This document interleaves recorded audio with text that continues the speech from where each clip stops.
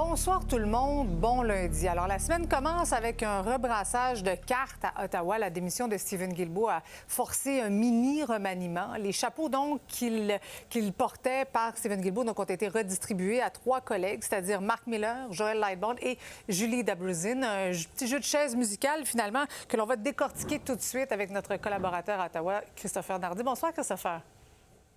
Bonsoir, Marie-Christine. D'abord, Mark Miller qui devient ministre de l'Identité et de la Culture. Il fait son retour finalement au cabinet des ministres.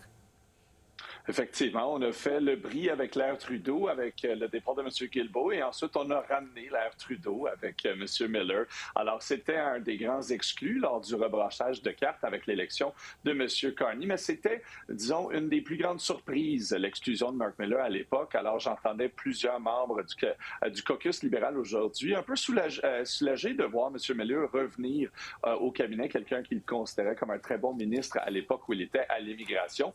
Il aura quand même des dossiers assez épineux, par exemple. Oui. On s'entend, le dossier du patrimoine, il est chaud, il est important au Québec et il devra aussi piloter éventuellement un projet de loi sur les préjudices en ligne. Toujours un enjeu fort, fort épineux. Maintenant, c'est Joël Lightbound qui obtient le poste de lieutenant du Québec. C'est quand même un poste névralgique.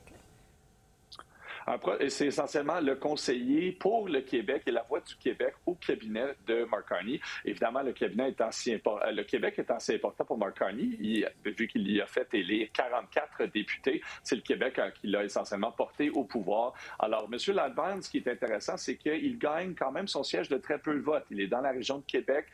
C'est une forteresse qui peut passer parfois au Bloc, parfois aux conservateurs. Alors, il est toujours à risque. Alors, c'est un titre qui pourra lui être très utile lors de sa campagne de réélection, mais qui pourrait aussi lui faire mal s'il ne porte pas bien les intérêts au sein du gouvernement Carney. Maintenant, c'est la ministre de l'Environnement actuelle qui hérite de la nature? Oui. Bien, ça a toujours été un peu particulier de voir la nature séparée du dossier de l'environnement, on s'entend, et je pense qu'à l'époque que M. Guilbeault avait reçu le dossier de la nature, c'était un peu vu comme on lui envoyait un petit bonbon pour qu'il se sente toujours impliqué dans le dossier de l'environnement sans avoir le titre. Alors, je dirais que c'est plutôt un rapatriement du dossier de la nature au sein de son portfolio normal. Bien. Bon, maintenant, malgré son différend avec le premier ministre Stephen Guilbeault, qui demeure député libéral, il réitère même sa confiance en Mark Carney, là. Effectivement, mais ces temps, je pense, au caucus demeurent probablement comptés pour plusieurs raisons. L'une d'entre elles étant tout simplement, il n'y a pas grand député qui quitte un cabinet, surtout pour des raisons de principe et qui reste très longtemps en politique fédérale comme député de l'arrière-ban par la suite.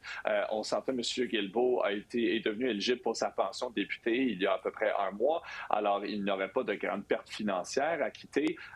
Et ensuite, c'est juste difficile de siéger comme ancien membre de cabinet au sein du caucus. Ne plus faire partie des décisions. Mais c'est sûr qu'à date, il ne semble pas s'être vu ailleurs, d'où le fait qu'il n'a pas passé à un autre parti entre-temps. Oui, il y a quand même des rumeurs qui circulent que M. Guilbeault pourrait se retrouver au Bloc. Et je suis sûr qu'il serait accueilli. Yves-François Blanchet avait blagué sur cette question-là un peu plus tôt, à la fin de la semaine passée, en disant, écoutez, j'ai déjà M. Bonin, l'ex-tête de Greenpeace, je ne ferai pas de place pour M. Guilbeault, mais il ne semblait pas être triste à l'idée de l'accueillir si M. Guilbeault se décidait de passer au Bloc. Ça me semble improbable. Merci beaucoup, Christopher. Merci, bonne soirée.